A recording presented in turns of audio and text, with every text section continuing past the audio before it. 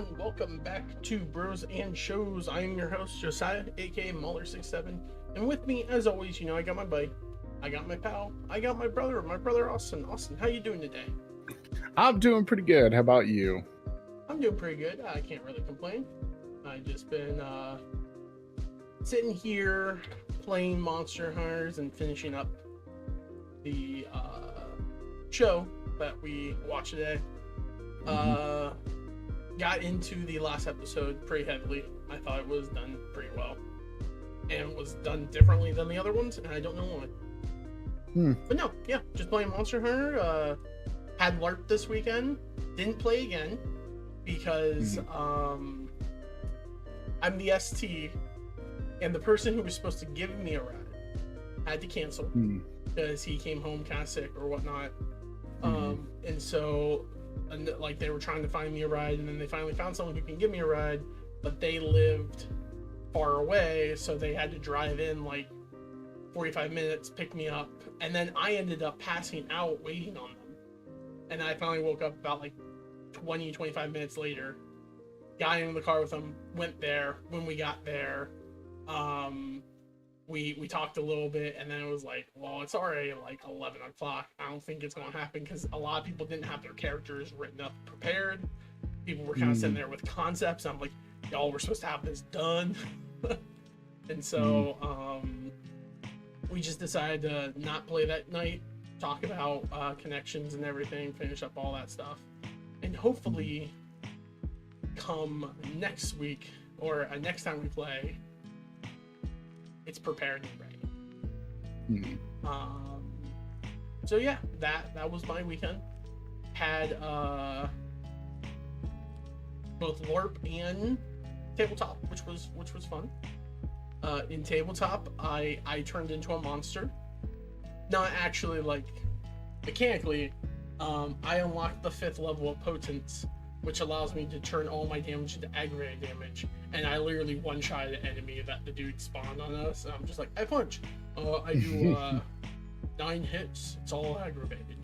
And he's like, all right, well, there's a hole where this thing's head used to be. And I was like, ah. So that was pretty good, pretty solid. But Austin, how was your weekend?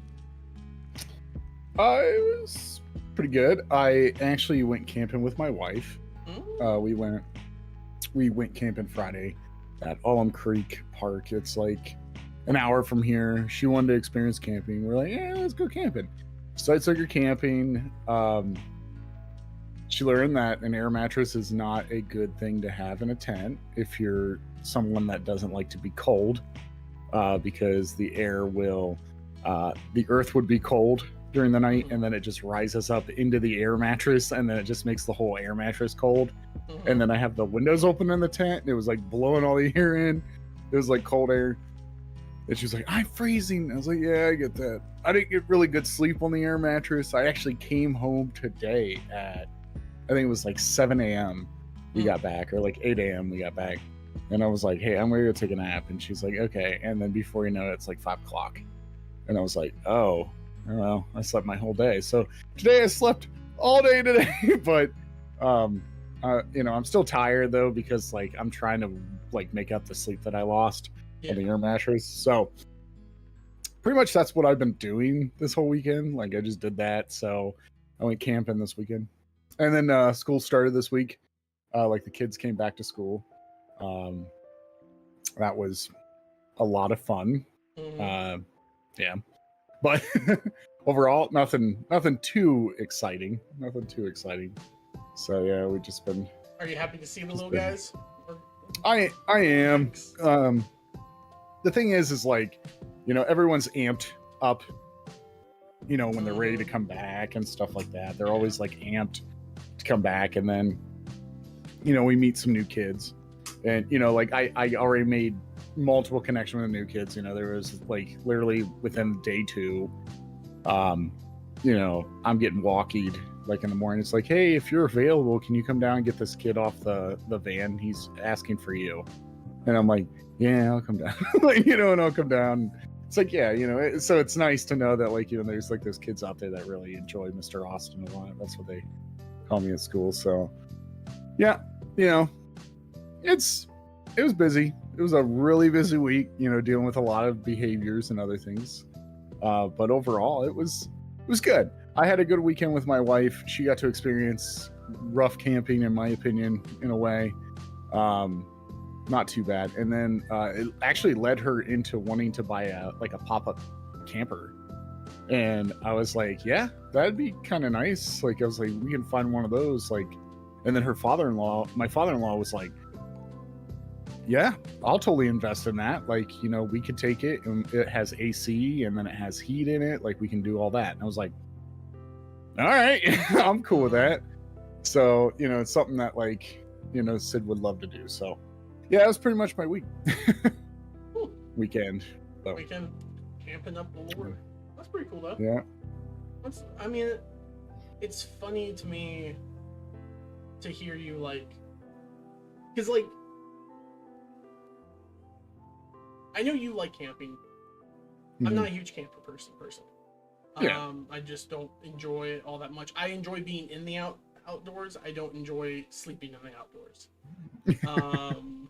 Because I like the comfort of my bed. That's the truth of it. Like, if I could 100%. Be out, like, camping with people, and then, like, 12 o'clock hits, and I'm like, all right, I'm going home, and then be home and sleep, and then wake up with everyone again, I'd do that heartbeat. But I do not like sleeping out in the thing.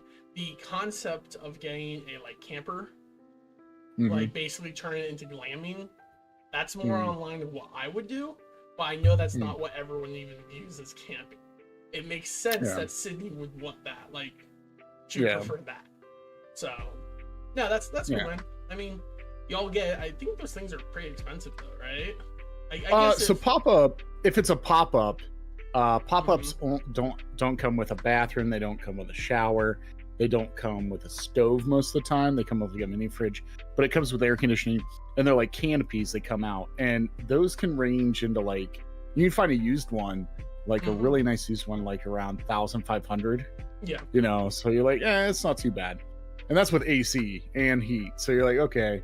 Now if you're getting into the camper, yeah, those can get like in the price range of like $6,000 to like $80,000. Just depends on your camping. But I'm not into the whole camper, like the pop-up camper. I'm like, that's fine. And also to the point where, like, it's something that my father-in-law would be like, hey, this would be better for us because, one, I can't get in a tent anymore. That's what he was like. He's like, it's just a little rough. I'm getting older. And I was like, I get that. And he's like, this would be so much easier for us, like, if me and you went camping, because that's what me and him do. We just camp all the time. So we haven't been really doing it because it is a lot of work for him. So, this would help. Yeah. I mean, I can definitely understand it for someone who's getting older and everything. They're like, hey, it is. And I was like, yeah. Allows you to enjoy the camping aspect without the negatives of sleeping in the tent or sleeping on the ground and everything. So, makes complete sense. I remember back whenever we were, like, kids, our cousins and everything used to, like, down talk people for camping not in a camp or in a tent and everything. And now that, like, we're older, I'm just like, man, they had it wrong. Yeah. But that's me. Awesome. Speaking of other people who had it wrong, let's go ahead and talk about this week's. It's a show, like, it's 3 episodes. It's not very long, but they're basically movies each. The Halloween Season 2. Austin, what did you think of Halloween Season 2? Which I believe all 3 of these seasons is just the War of the Roses. Is what basically is. Yeah, it's the play of Henry VI Part 1, Henry VI Part 2, and then Richard III. It's the Shakespearean play. Yeah. So this is actually, out of all of them, these are the ones that I when I remember them, these were the ones that I actually enjoyed when I read them in high school. So these had a little bit more action sequences, a little bit more different conflicts than like the original. I do, kind of was the same conflict. But it's just like, it's still like, it's Shakespeare. Like, let's be real about it. Like, I'm still not a fan of the show. Like, I enjoy it, and I think, hey, great, they did that. It's just not something that I'm gonna keep watching. Like I had to force myself through this again, of course. It's just, you know, it's hard. Like I don't want to concentrate so much on something and be like, oh my gosh, what are they trying to say? What is going on here? Even though I knew what was going on because I kind of like, you know, I've looked, you know, I've went through high school with it and I know what's going on with that. What was really funny is I thought that these plays were like considered crap compared to all of his other plays. I was told, like, I don't know, I have to look that up again, but I was told that like this was like William Shakespeare's like one of his first plays that he did, and people like hated this plays of like what was it, like Henry the Fourth in those parts and these parts. They thought this was the worst plays out of all Shakespeare's, and then everyone loves this Shakespearean play. They're like, this is brilliant. And I'm like, oh, okay. So the people at the time hated it, but the people that are now like in this present, to my understanding, it wasn't that far off from the time framing. Yeah. So I could understand hating it for what it's about in the portrayal of characters. Because the one thing I will say about watching this, right? Like, I don't know a lot of the nuance that happened in the War of the Roses. I know the concept of what was happening and like the whole like fight for it. But my biggest thing is like it was consistently where you like no one in the show. Like you would like a character, you'd be like, okay, I'm kind of liking this character, and then that character would be turned into like kind of the evil character, and then like, oh no, they got killed, so now their kids come in and then they do horrible evil stuff to the other people, and then it tries to portray like the other characters that you didn't like in like a more positive mindset. It's like, I want revenge, like you this and it's like it was very weird for me with the like consistency of them introducing a character, the character either doing evil or evil things being done to them. They retaliate, do evil things to it, and then they kind of like paint the bad people who initially did evil in like this, oh, woe is me kind of setup almost. And it was weird to watch that. Not terrible, but very much weird. And I think that's probably why I enjoyed the third episode the most, because Richard begins and he's like talking to the camera. Like, I guess he's talking to the audience in the play, but he's talking to the camera and effectively just talking about how he wants to become king and how like they're treating him badly, so he's going to become king and everything. So there's a level where you're like, oh, he wants to become king, they're treating him badly, maybe that's it, right? And then he starts doing these horrific evil things, like killing his brothers, killing like his wife. Like, he just goes on like a murder spree, and he goes paranoid effectively. And it's like, as you're watching, you're like, I very much view him as the villain almost the whole time in the third episode, which made it more enjoyable almost, because a lot of the scenes in the play are from his kind of point of view.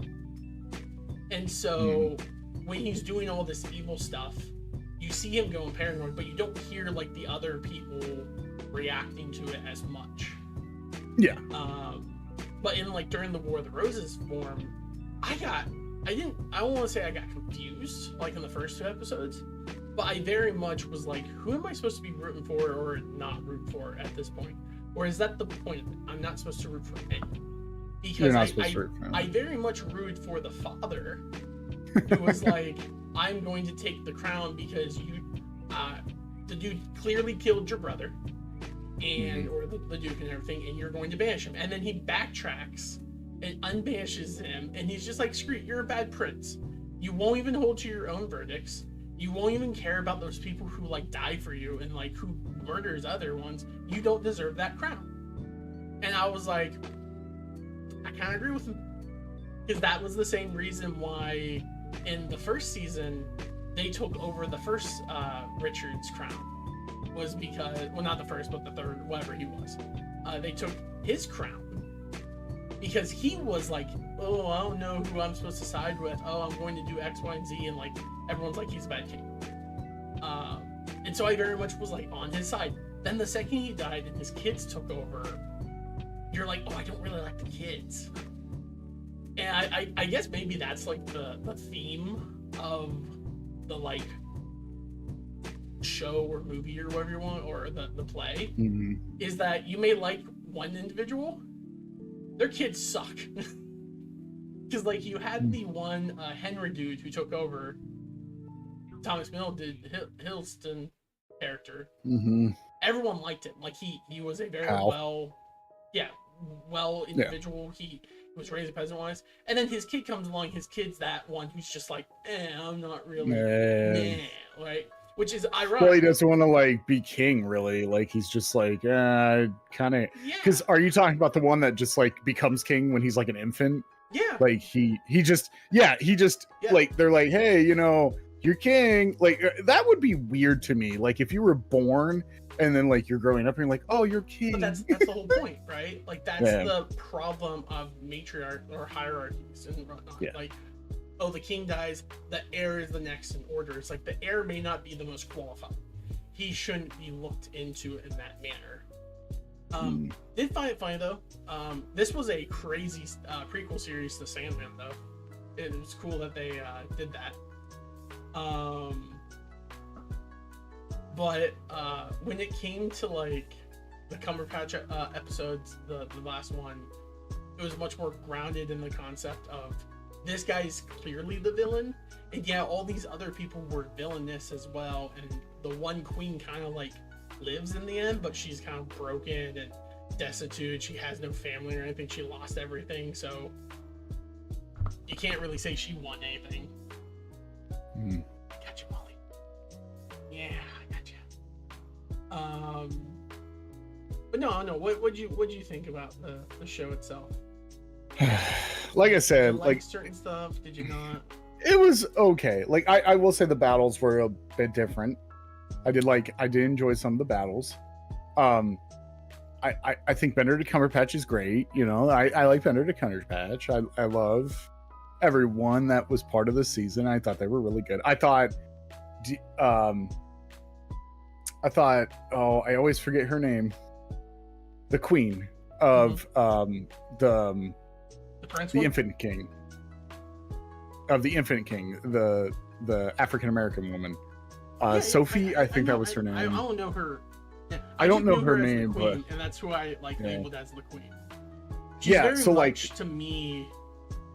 Like, okay, do you know how like House of Dragon is like based on the War of the Roses? Yes. She's basically the Rhaenyra king. Yeah, exactly. Yeah. Or maybe not the Rhaenyra character. Yeah, I guess kind of the Rhaenyra character. I don't actually know. That's the issue, right? You can understand the concept that like a kingdom is divided between two people, but knowing which one's based off the other one, I don't get as much. But keep going, Austin. Sorry, I didn't mean to interrupt you. But no, I thought she was like a really good character, because like the part where she just slaps the crap out of people, like that one girl, I was like, yep, well, this is pretty cool. To be fair, the one she did say something that you should never say to a queen. Yeah, correct. Which you should. I did find funny that like the queen slapped her, and then she like cursed her effectively, and then the queen was like, oh my gosh, I can't believe you said that. It's like, you slapped her. Like, you would not survive in today's America, because if you slap someone, if all they do is berate you and curse at you and you freak out like that, she would start grabbing hair and just start wailing on you, you know? Yeah. No. No, it is. That whole thing was very interesting and fun to me, especially that the prince was like, whenever the dude took the crown, he's like, whatever, how about this? I get to be king. I'll make you the crown prince. And they're like, yeah, sure. And then the queen and all of his people was just like, you respect you, that's your stupid blah blah, and they all go off to war. And he's just kind of like, all right, I'm gonna go up to my tower and chillax then. I don't know. It's just funny to me that that's like a reoccurring thing in the show. It's just the kingdom constantly passing between different kings, all because one king becomes either like lax and don't care, or they just become a complete tyrant. And I find it funny watching all this stuff. I'm like, man, dude, like, how does, at the end of this series, in the last episode, the last shot is the woman looking up and all the dead bodies around her, right? My brain instantly went like, this war's been going on for a long time. How do they have so many people left to die at this point? Like, it's only been 10 years, like, technically, like, 20, 25 years since the first season, technically. And it's like, how do they keep repopulating knights and lords so quickly? It's crazy, man. Doesn't mean you really want to play Final Fantasy Tactics, though. Yeah, man. Well, doesn't the remake come out here soon? It comes out here next week, or the week after. I think it's the week after, the 9th. No, I think it's September 30th. Is it 30th? I thought it was like the 9th or something like that. Maybe I was wrong. I don't know. I know that's coming out here soon, so like, you know, it should be. It should be. Yeah.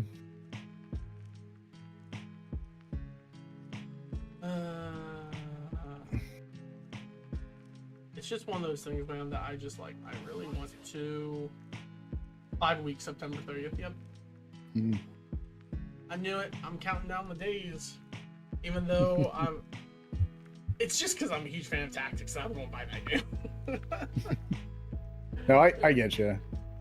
See what they add. I love the idea of full voice and everything of that sort, and because the show did kind of make me want to play it just because of the stylization and like the treachery, betrayal, and everything, and then how like you know, you say you don't like the inability for you to kind of like, you have to focus real hard to watch it.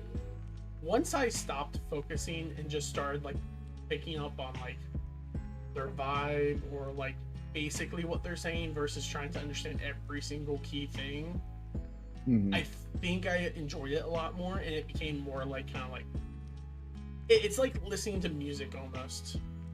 As I was watching it, I stopped caring about every single lyric and just started listening to the beat and enjoying it. Though I will say that last episode, the Richard one, had me like kind of enthralled to the point where I was listening to it, understanding it, and then actually like doubling back to be like, I want to review that. Took me 2-hour movie. It took me like 3 hours because I kept doubling back and like redoing stuff, and I was just like, I can't believe he killed those boys. He killed those kids. But like, yeah, it's. I think it was a good show. I will say, I loved how many actors from other things we watch show up in here. Like, you know, like they have like BBC picks up all these actors, and then all these actors get picked up on, because like they had the 1 foot guy from House of Dragon, the one who has the little thing, he has a foot fetish. He's in the show. Of course, Cumberbatch. They had Morpheus from Sandman in the show as well. Yeah, there was just a large amount that, like, again, the Septon was back in this episode. I did like the fact that in this season and the last one from the last season, they kept the actors.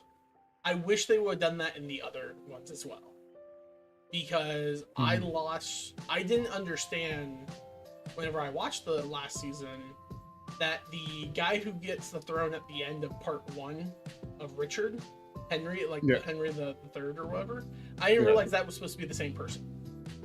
I thought it was like a year, like a generation or two down, you know? But yeah, I just very much enjoyed the different characters, the different acts. I think season 2 was probably my favorite of all 3.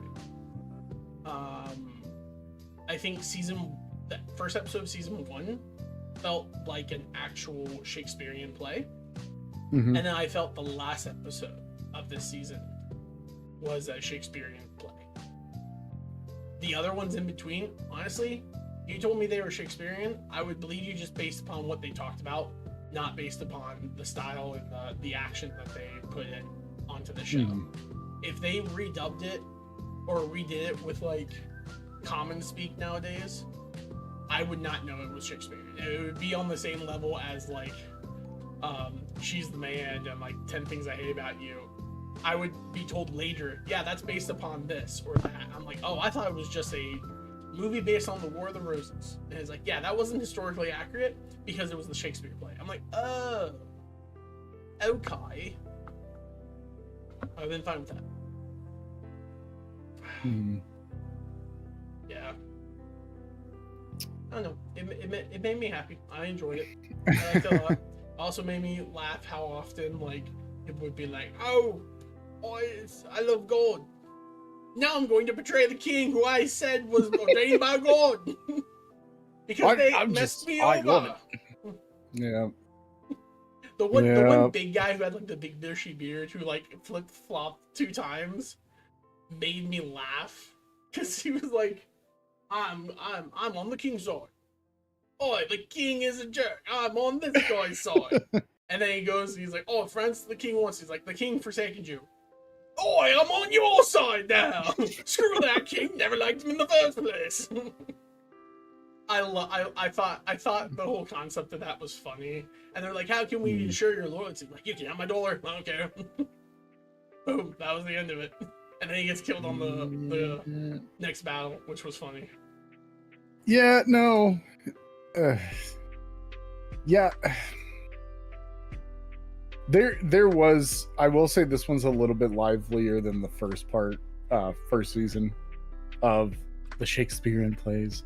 But overall, to me, I still couldn't do exactly what you were saying that you've done before, where you just like, well, I just kind of like, didn't focus so as much. I tried that, and it just got to a point where I would jump into points and be like, what's going on? I don't get this. No, well, did you do the other thing I told you to do, aka look up a synopsis so you understand the basic? Yeah. Well, I already knew like what it was. That's why like I could follow it. But the thing was like it didn't entertain me enough to like keep wanting to like stain my stuff. Like Austin, this took like what?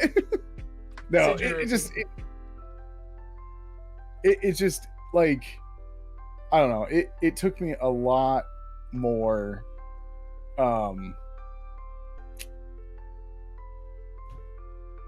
Took me actually a lot more time this season than last season. Probably because I was dreading it mostly, but like it was more of like I watched this when we stopped like last week. I started watching it and I'd watch it in like 40-minute increments. Like it was like okay. That's what the one thing I noticed, and this was something that kind of made it feel better for me to do, like because awesome, we are not scholars, we are not well-learned men, we don't know the Shakespearean arts, we're pretty stupid individuals, right? We can accept that. We're from Ohio. The one thing that I noticed is that this movie takes place for it's a 2-hour show. You only really need to watch about 45 minutes of it to get everything that happened. Yeah. Because they do a lot of fluff in between with people talking and like people interacting with each other, and then just cinematic scenes and things like that. That's why for me like the synopsis was so helpful, because I'm like watching a scene and I'm just like, oh, this is the scene. This is supposed to be the scene where the one dude dies in battle with his son, right? Like they get killed in battle. That took 30 minutes for it to play out, and it was a 4-second, like it was like a 4 to 5 minute read for me. And so I'm like, it's so much bloated with visuals that if you just read the stuff, you would catch it a lot quicker. And so that's why I was not paying as much attention, because I could literally glance over and be like, oh, we're still here. All right, cool. He did. And there goes the dad. Like, it was like that. Like, so I was able to understand, and it made me laugh whenever I watched the second episode, and it ends with the beginning of Richard III, and I was like, literally what happened in this episode was they kill the one king, they all come together, and then the other king's like, I don't like this, and then he leaves. They kill Joan of Arc, and then they kill the other king, and it's like, all right, we're done. And that was the it was. I could summarize it in like 30 seconds if I was telling it to someone. Mm-hmm. But it's all the flowery additional stuff that makes it the play and makes it Shakespearean. So that's why you watch it. I also did find it funny that they had Joan of Arc in it. And I was like, oh, I'll be honest, dumb me didn't realize Joan of Arc was so close to the War of the Roses. I just assumed that she was like a completely different timeline. But yeah. But I was gonna say, like, this was very well done, like, of the Shakespearean play. I will give it that credit. I will give it the credit of, it's great. Is it my favorite portrayal of like the War of Roses? No, it's not. Like, not at all. You don't like the War of the Roses? No, I love the War of the Roses. I think that I think there's a show out there that did it better. Which I don't know if you've ever watched that. That might be a show that I might. No, probably not. Actually, Tudors? Have you watched Tudors? Tudors, no. Yeah, it's I think it was like Showtime. It's really well. Here's the thing. It's about the Lancasters and the Yorks. Like it's all about that. Yeah, it's just the War of the Roses. It's just funny to me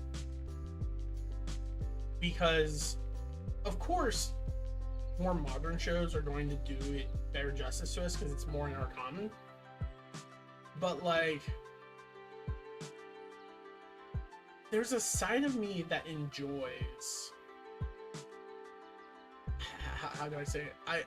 There's a side of me that kind of enjoys the Shakespearean sound and voicing because it makes it feel more authentic to the time. I will also say that cutting down some of the flowery language to make it easier or like quicker to like speed up, I'd be fine with too, because that's just my brand. So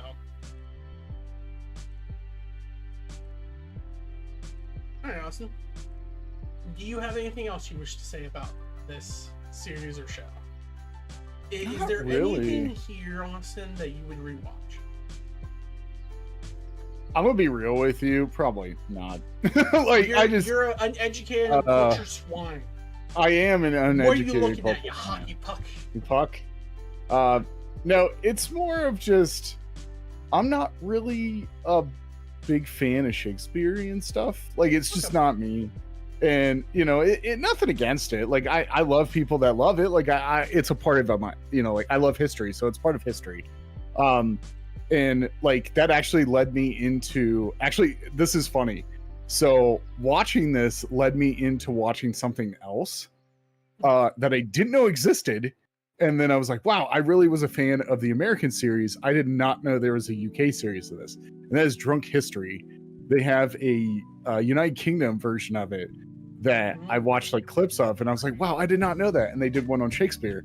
So I was like, I'm gonna have to watch this now. So I mean, I love Drunk History. Like I don't care who it is. I just enjoy listening to someone like rabble about it. And they also did a great job of doing reenactments. I don't know if they did that in the UK version. Yeah, it's exactly like Drunk History before. I'll have to send you a clip of it, but this was done around the same time that Drunk History was going on. I didn't even know. But I will say I enjoyed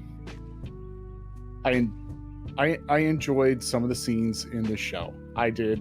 Is it something that I'm going to rewatch? Probably not, unless someone was like, hey, have you watched this? I'm like, yeah, I watched it. It's just the thing is I'm not a Shakespeare dude. I'm not really into Shakespeare that much.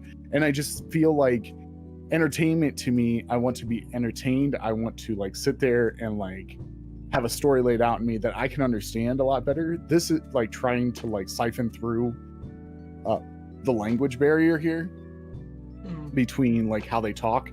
It kind of like takes me out of that environment. Like that's why I like a certain movies. Like I'll tell you this, I just went and watched a movie a week ago that I've been anticipating for like weeks, months, actually, a year actually, and it's called Weapons. And I was like, I'm gonna go watch that. I've been wanting to watch it. I liked Barbarian, and it's from one of the guys that I loved his comedy show.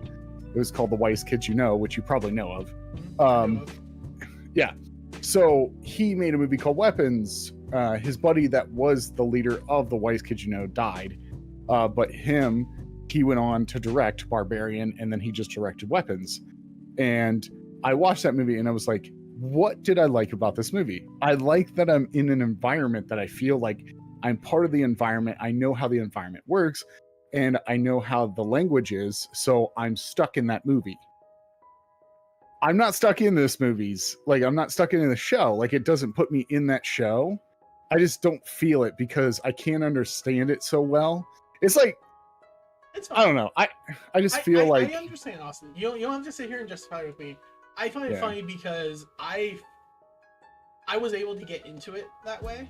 Once I like stopped trying to like understand every single frame and every single word, I was able to get into it because I very much loved the like vibes, stylization, choreography, like everything that they did for this show really made me enjoy it. I think, like you said, you probably wouldn't rewatch it. I think I would actually. I think I would only watch specific episodes though. I can see that. Like the first episode, even though it has Patrick Stewart in it, I don't really enjoy it all that much. And I think it's because I didn't really care for the king from that episode. Which I believe he was from another show we watched, if I remember correctly, the king of that. I didn't really care for his character because he was very much of like a weak king, I'm king, give me money, like that, and I didn't really like that. The ones with like Hiddleston in it, I enjoyed because I think he's a really good actor and he did a really good job in that. And then the last episode of this season and the two other episodes are parts of like series or shows, or like the play of like the War of the Roses. I very much love that style of storytelling and history because like I'm a Tactics fan, I'm a House of Dragon fan. Anytime there's a reference or a story that's based off the War of the Roses, I tend to very much enjoy because I love the concept of like a kingdom divided, fighting between each other. And so would I rewatch it? Yes, I would. I very much would. I don't think it's going to be something I rewatch yearly or anything like that. I think it will be like a rewatch whenever I want to watch something with these actors in it. Because I did think the actors did a phenomenal job. I very much enjoyed it. And that's what I'll say. That's where I'll end. Do you have anything else you want to say, my brother? My brother. I will say this.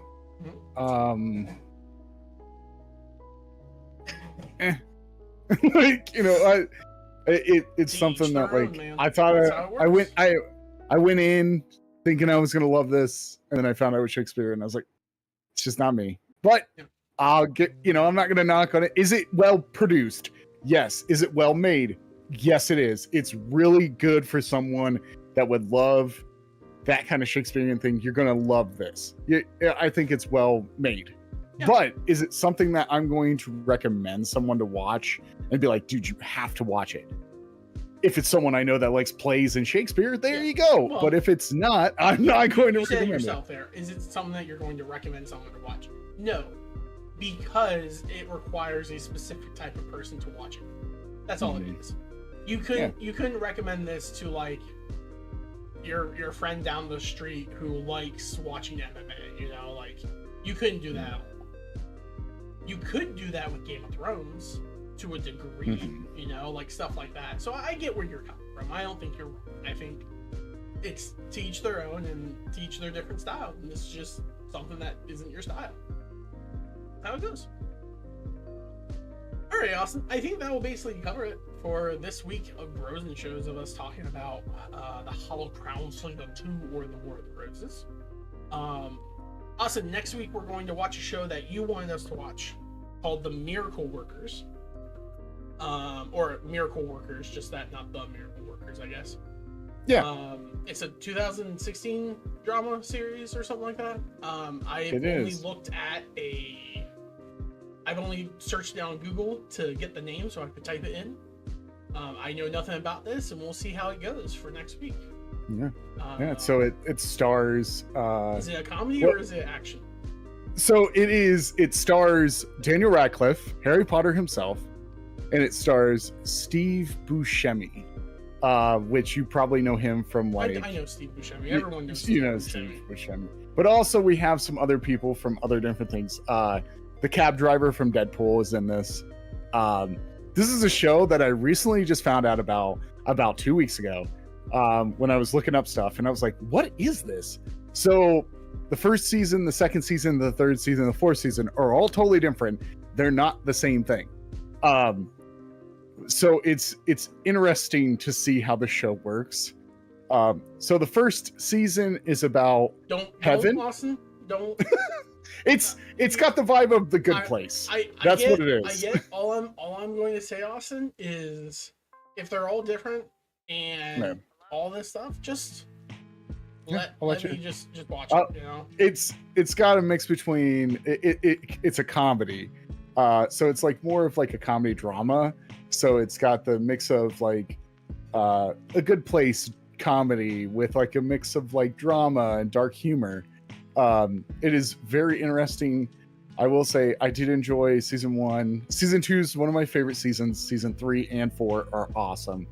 But yeah, it's a pretty banging cast. It's pretty good. There's a lot more people that did this show actually moved on to bigger shows. Like Quentin Burisa, she's the girl that's in Abbott Elementary. She did this show too. So yeah, okay, cool. And you're gonna recognize some people in the show. You'll be like, "Hey, I know that person," but most people know it as Daniel Radcliffe's show. And I just recently found out about it like 2 weeks ago. I've been binge watching it, and I was like, "All right, this is a show I have to get Josiah to watch." So we'll go from there. Yeah. All right, sounds good, Austin. I can't wait to watch it. Austin, thank you so much for joining us on this episode. Thank you so much for Mom Burker for stopping by, saying hi, hanging out with us. And thank you all so much for stopping by. Thank you all so much for tuning in